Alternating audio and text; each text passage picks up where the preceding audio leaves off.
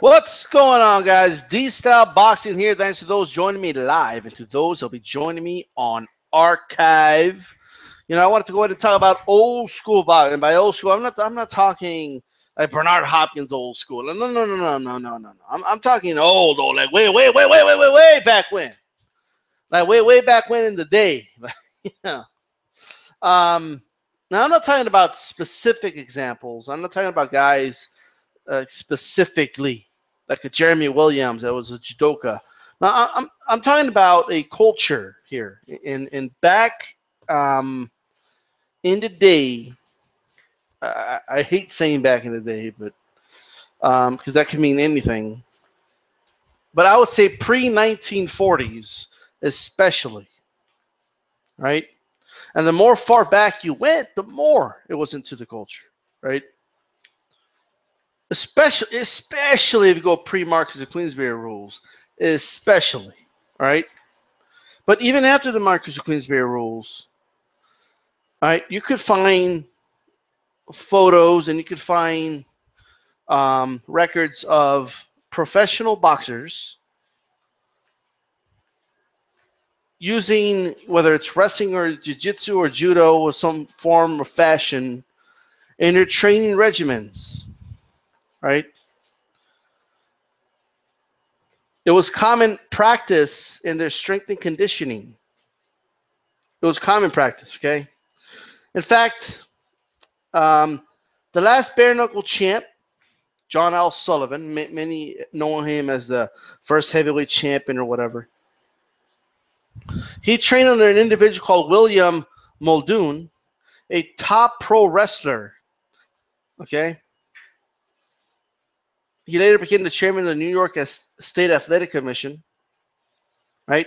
Jim Jeffries also wrestled in training camp. And his skills were actually respected by top rappers. So, Willie Pep used training specifically for the Sandy Sadler fight.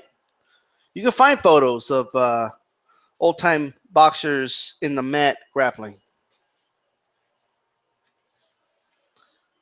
The Manassa Mauler, Jack Dempsey,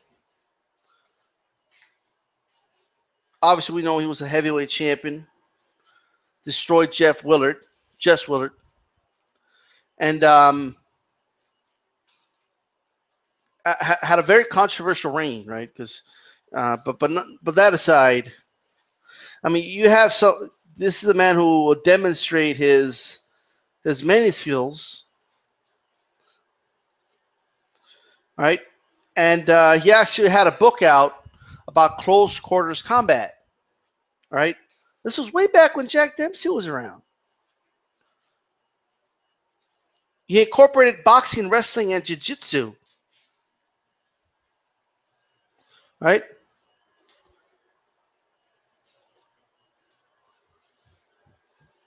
If you, I mean, in a way, he was a mixed martial artist, like in a way. When you really think about it, I mean, you always hear about how Bruce Lee is the father of mixed martial arts. Well, I mean, Jack Dempsey was mixing, all this stuff way before, Bruce Lee was even born.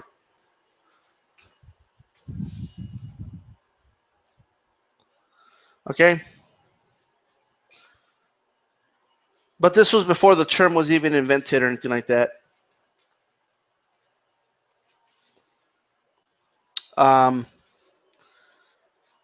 It's something that's fascinating to me in a way. It's a fascinating thing.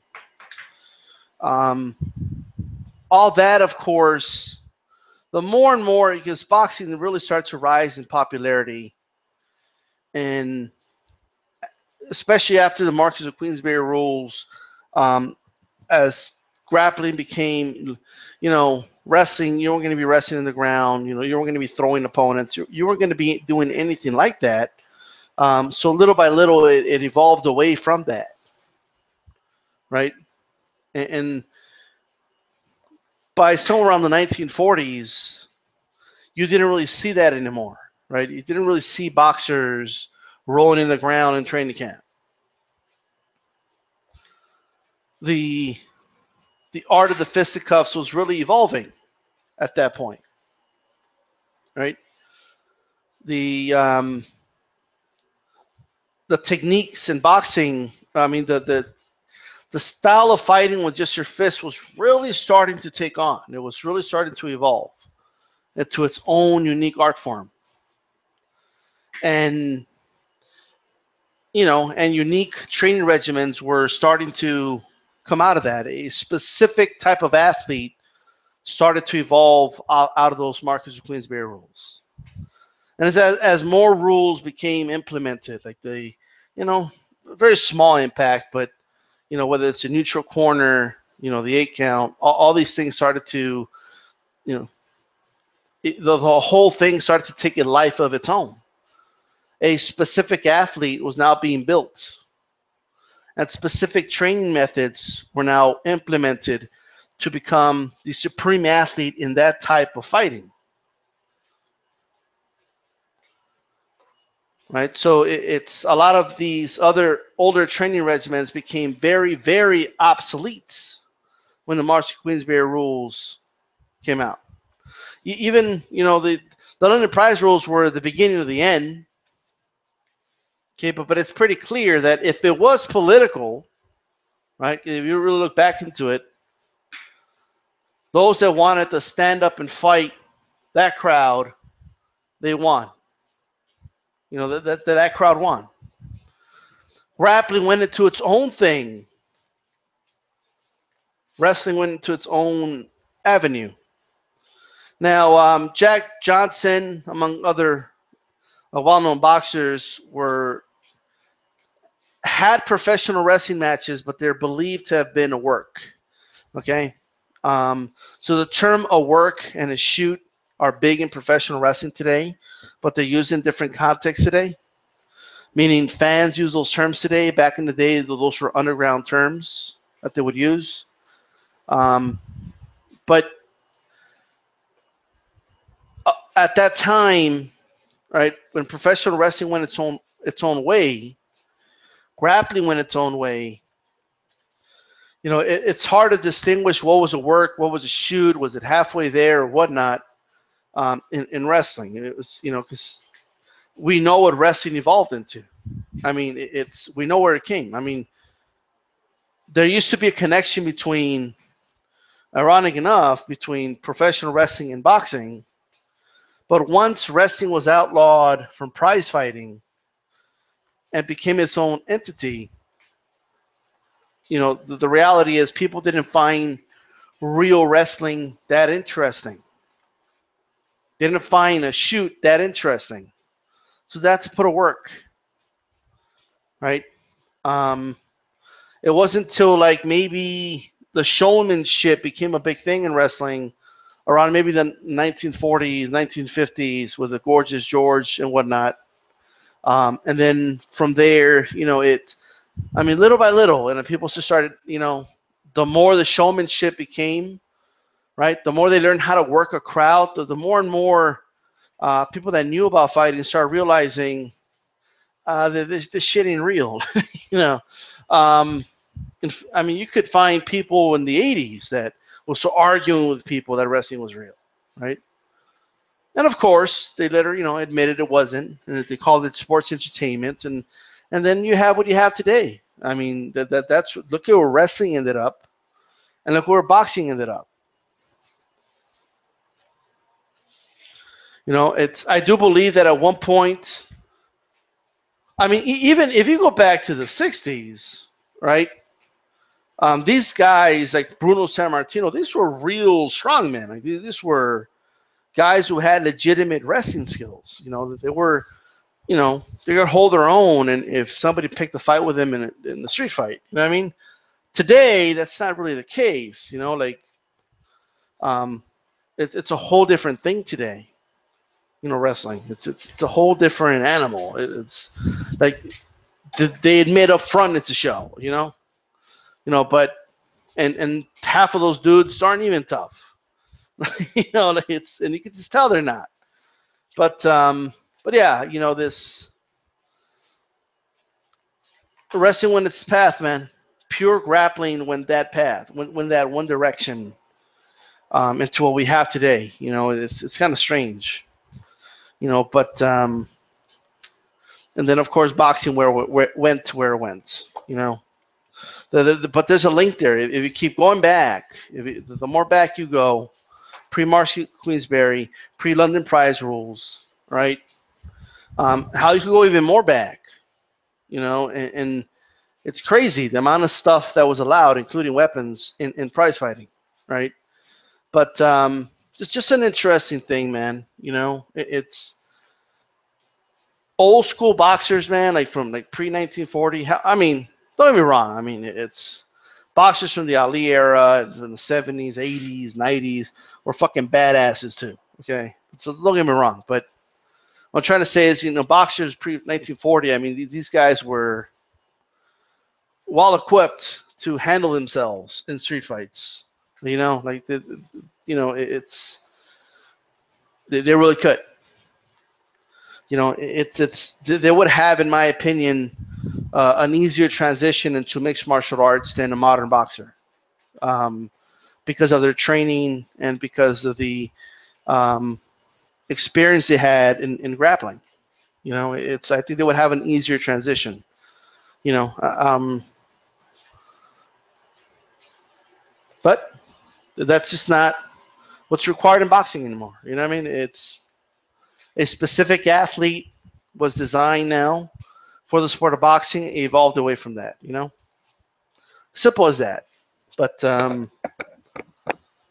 modern day boxing has quite a history. You know, it didn't start the way it didn't just start like, hey, let's invent a sport where two guys just stand up and just fight with a fist. All right, let's do it. And that's not quite how it happened, right? It was a process. You know, prize fighting was a process, and experimentation, and all right, we shouldn't allow that now. We shouldn't. It started kind of like Vale started, really. I mean, you can okay, we're not gonna allow that. All right, that we're not gonna deal with that no more. We don't want weapons. Okay, no, you know, maybe you should wrap your hands.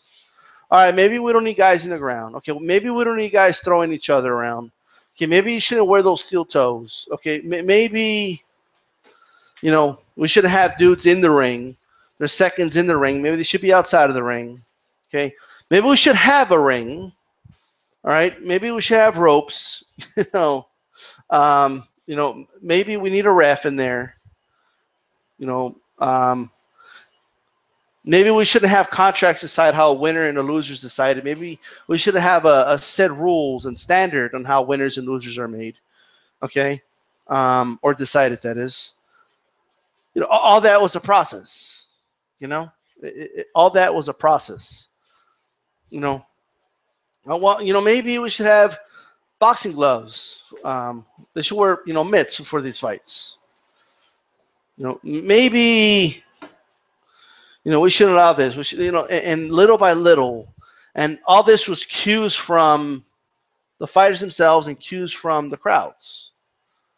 Promoters aren't stupid. They knew what brought the crowds over. They knew what brought people over.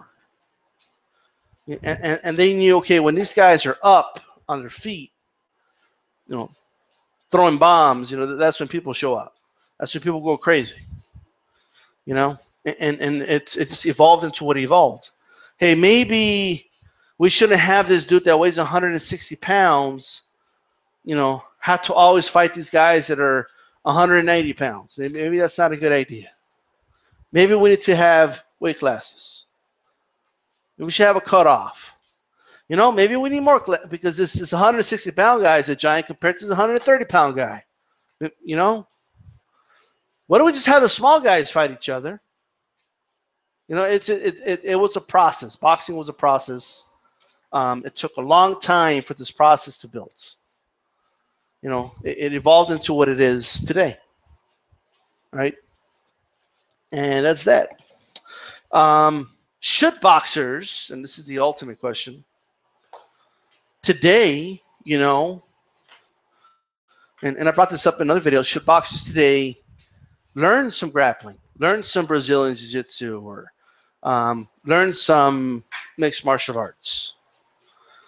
should they be able to hold their own in the streets, just for the sake of, because so people don't have that in the back of their head all the time. Like, oh, if this guy fought, if this dude fought this ball, he would take him to the ground and beat him up in 10 seconds. You know what I mean? I don't know. I personally don't think it matters, but, but it could. Because if this becomes a norm where, where MMA fighters want to try out boxing, and then even when they get their ass whooped, they say, oh, it's not a real fight. It's at some point, you're going to want boxers to go to MMA and hold their own. It's maybe. I don't know. I personally don't give a shit, but some people do. I don't know. Interesting to know what you guys think. Now, why did boxing evolve into what it is? So, now I think because of the way, because they would fight like in sand and stuff, and they would wear the steel toe boots and stuff like that. Kicking was banned at some point. So if it was banned, then that means that they were doing it prior. Okay. And the thing is that I don't think the kicks were at that time in human history developed like the way kicks are developed in kickboxing today. Now it could be because of the ground where they were fighting in these prize fights and what they were wearing, right? That can have a lot to do with it, for sure. And I'm really looking forward, man. I'm going to dive into a lot of this stuff. I really am. But I'm going off of shit I read like 3 years ago. But, if the mat was better and if they were fighting barefoot, would have modern boxing evolved into kickboxing?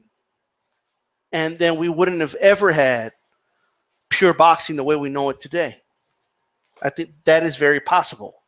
Because if kicks were never, like if they instead said, okay, kicks are banned, let's say they didn't ban kicks, but, and they had them fight it in a surface where they were barefoot or something like that, or weren't wearing steel toes or something, then maybe kicks would have been allowed. But at the same time, okay, kicks were just not developed. Like the advanced kicking, right, and kicking methods and techniques were developed in a lot of the Asian countries. So they were not developed by the Western world, right? So whether it's Korea, Japan, Thailand, China, right, they developed the kicks to a level that wasn't really well known in the Western world. Especially because the body types were different. Okay, the males were shorter in those other countries, and kicking became part of it was just an art form over there, right? It also has to do with culture. It's kicking at some point, like if you like I forgot who said this, but there was a video by Ali Setback where somebody threw a kick at Freddie Roach, and Freddie Roach said, "Hey, kick me like a girl," right? Like kicking somebody was deemed like an act of weakness, So culture can have a huge implication and impact on how something is perceived and utilized. Okay, and I think that's why kicking was probably once banned, was probably just seen as something obscene and something you don't really do. And kicking became cool in the Western world once martial arts came out, and you saw how lethal kicking could be, right? But that was never the case in boxing culture. But once Bruce Lee came out, and Chuck Norris came out on TV, and martial arts really became popular. I mean, remember when Bruce Lee was teaching what was at the time considered, secrets of his culture to the Western world. Till this day, people believe that's what the guy ended up dead, right? I don't know why Bruce Lee died, and I'm not going to get into this conspiracy theories.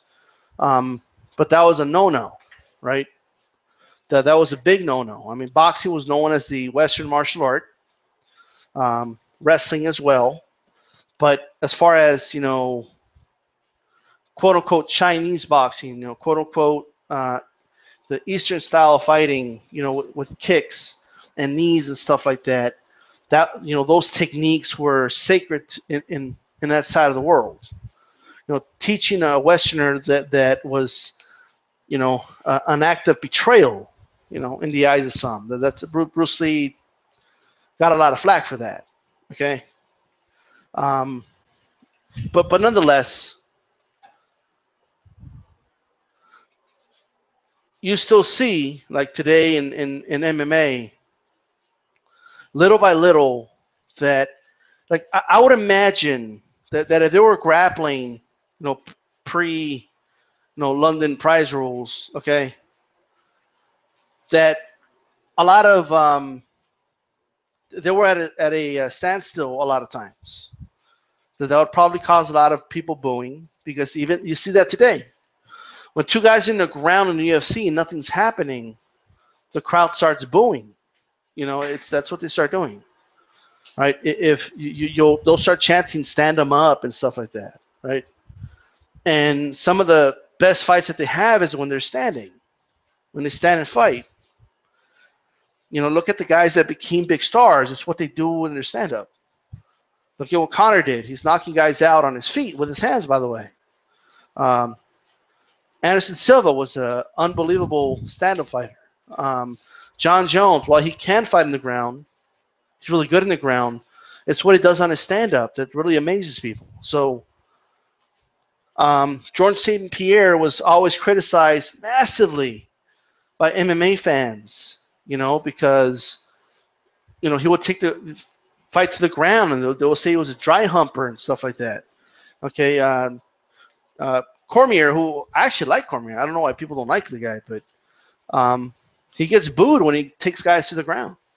Like the grappler becomes like the heel in many cases, for whatever reason. I would imagine that this is why promoters and fight organizers at the time, wanted to get rid of grappling as much as possible in the early prize fighting days, and eventually evolved into what we know as the Marcus of Queensberry rules, and we have what we have, right?